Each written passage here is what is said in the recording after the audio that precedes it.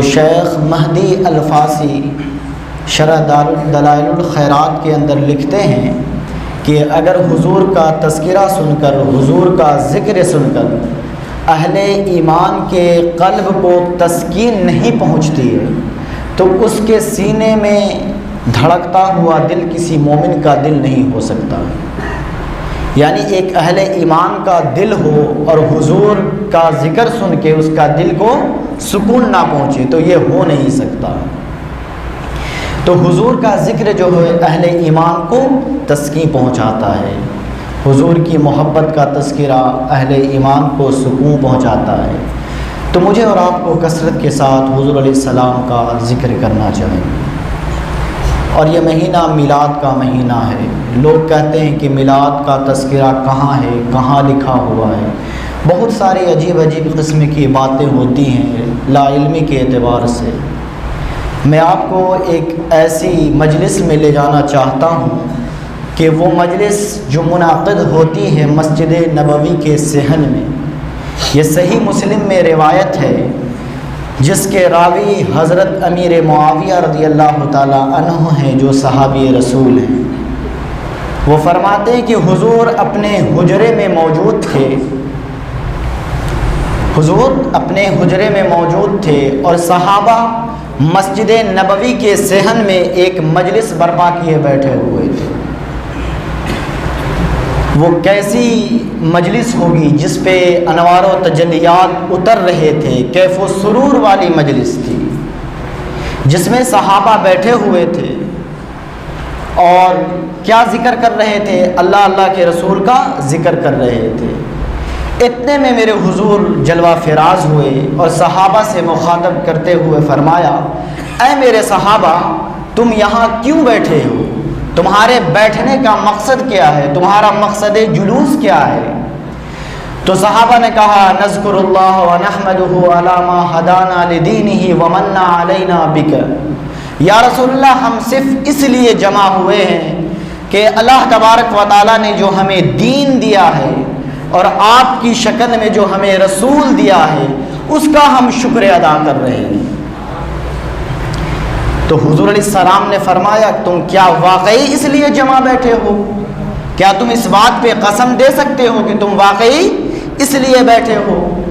اگر میں آپ سے پوچھوں کہ آپ یہاں کس لیے آئے ہیں تو آپ کہیں گے کہ میں ادائیگی جمعہ کے لیے آیا ہوں، جمعہ کی نماز پڑھنے کے لیے آیا ہوں۔ لیکن اگر میں آپ سے یہ کہوں کہ آپ اس بات پر حلف اٹھا سکتے ہیں، کیا آپ اس بات پر قسم دے سکتے ہیں کہ آپ واقعی جمعہ پڑھنے کے لیے آئے ہیں، تو آپ کے ذہن میں ایک بات پیدا ہوگی، کیا کوئی خاص بات تو ہے نہیں کہ ہم سے اس لیے قسم لی جا رہی ہے؟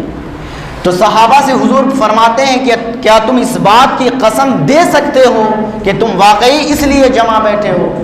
تو صحابہ نے کہا، یا رسول اللہ، کیوں نہیں، ہم اس لیے بیٹھے ہیں کہ اللہ نے آپ کی شکل میں جو ہم پہ انعام کیا ہے ہم اس کا شکر ادا کر رہے ہیں۔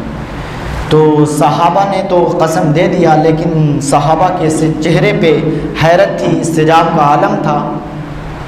تو حضور علیہ السلام نے صحابہ سے فرمایا، اے میرے صحابہ، تم سے میں نے جو قسم لی ہے، قسم لینے کی بنیاد یہ نہیں تھی کہ تمہارے قول کی صداقت پر مجھے کوئی شک تھا یا میں نے کسی تہمت کی بنیاد پہ قسم لی ہے، بلکہ ماجرا کچھ اور ہے۔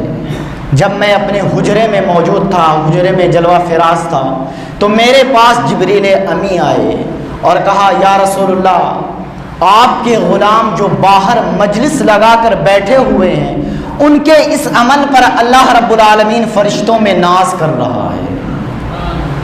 یعنی حضور کے تذکرے پہ اللہ اپنے فرشتوں میں ناز کر رہا ہے، وہ رب ہو کے ناز کر رہا ہے۔ کہا کہ ہم اپنے حجرے میں بیٹھے ہوئے تھے، جبریل امی نے مجھے خبر دی کہ یا رسول اللہ، جائیں ان کو مبارکباد دے دیں کہ تمہارے اس عمل پہ اللہ رب العالمین فرشتوں میں ناز کر رہا ہے۔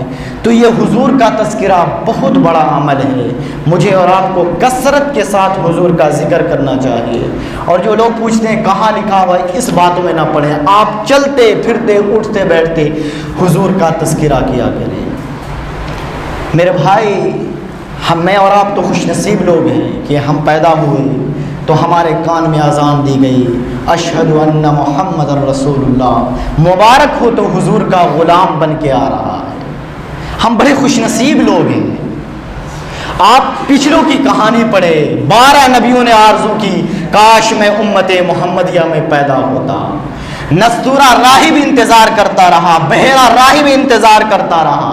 آپ پچھلوں کی کہانی کو پڑھیں، سلمان فارسی کی کہانی پڑھیں، مجوسی کے بیٹے تھے، حق کی تلاش میں نکلے کہ حق کا راستہ مل جائے۔ ان کے باپ نے ان کو بڑا مارا پیٹا، بیڑیوں میں جکڑ کے رکھ لیا، لیکن وہ کسی طرح آزاد ہو کے حق کی تلاش میں نکلے۔ پھر ایک پادری کے پاس جا کے وقت گزارتے ہیں۔ وہ پادری کہتا ہے کہ اب میرے انتقال کے بعد تو غموریا چلا جانا، وہاں کا جو پادری ہے خدا رسیدہ پادری ہے، وہ اس سے تجھے کچھ حق کی بات مل جائے گی۔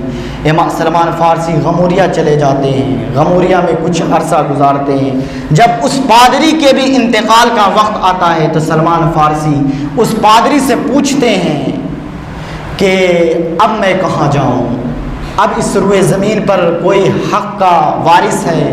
تو وہ پادری کہتا ہے کہ نہیں، اب اس روئے زمین پر کوئی ایسا پادری نہیں جو حق کی راہ کو دکھا سکے، لیکن وہ وقت آ گیا ہے کہ نبی آخر الزمان جناب محمد الرسول اللہ صلی اللہ علیہ وسلم کے ظہور کا وقت آ گیا ہے، تو یثرب چلا جانا۔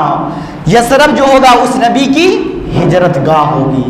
سلمان فارسی فرماتے ہیں کہ میں یثرب کی جانب ہجرت کرنے لگا، کچھ لوگوں نے مجھے پکڑ کے مجھے بندش بنا لیا، غلام بنا لیا، لیکن میرے اوپر کرم یہ ہوا کہ مجھے جو بیچا تو جا کے مدینے میں بیچا۔ ہم ایک یہودی کے باغ کی رکھوالی کرتے تھے، اچانک ہواؤں میں مستی پیدا ہو جاتی ہے، ہر سن سے طلع البدر علینا کی صدائیں بلند ہو جاتی ہے، سلمان فارسی چھلانگ لگا دیتے ہیں، دوڑنے لگتے ہیں، ان کا آقا دوڑ کر ان کو پکڑ لیتا ہے، کہاں بھاگتے ہو؟ تو سلمان فارسی کہتے ہیں نہیں، میں تیرا ہی غلام ہوں، لیکن یہ دل کسی اور کا غلام ہو گیا ہے۔ میرے دوستو، لیکن وہ پادری نے بتایا تھا کہ جو نبی آخر الزمان ہوں گے ان کی 3 نشانی ہوگی۔ پہلی نشانی یہ ہوگی کہ صدقہ نہیں لے گا، ہدیے کو رد نہیں کرے گا، اور ان کی 2 کندھوں کے درمیان مہر نبوت ہوگی۔ تو میرے دوستو، سلمان فارسی کے باغ میں جب حضور آتے ہیں تو سلمان فارسی حضور علیہ السلام کو صدقے کی نیت سے کھجور پیش کرتے ہیں، حضور علیہ السلام انکار کر دیتے ہیں۔ سلمان فارسی کے دل کو بڑا چین ملتا ہے کہ ایک نشانی تو پوری ہو گئی ہے، دوسری نشانی دیکھیں۔ پھر حضور علیہ السلام ٹہلتے ہوئے ملاقات ہوتی ہے حضور سے، تو سلمان فارسی ہدیے کی نیت سے کھجور پیش کرتے ہیں، تو سلمان فارسی جو پیش کرتے ہیں تو حضور قبول کر لیتے ہیں۔ اب 2 نشانی پوری ہو چکی تھی، تیسری نشانی دیکھنی تھی، وہ 2 کندھوں کے درمیان مہر نبوت کی زیارت کرنا تھا۔ ایک دن حضور علیہ السلام سلمان فارسی کے باغ میں آ جاتے ہیں، ٹہلنے لگتے ہیں۔ اب سلمان فارسی حضور کے پیچھے چل رہے ہیں، اور حضور نے اپنے کاندھے پہ چادر ڈالی ہوئی ہے، اور سلمان فارسی حضور کے پیچھے چل رہے ہیں اس انداز سے کہ کوئی تیز ہوا کا جھونکا آئے اور چادر ہٹ جائے اپنی جگہ سے اور میں مہر نبوت کی زیارت کر لوں۔ فکشف، حضور علیہ السلام سلمان فارسی کے دل سے آگاہ ہوئے، خبردار ہوئے، اور کہا آ دیکھ لے جو اس پادری نے کہا تھا، دیکھ لے جو اس پادری نے کہا تھا۔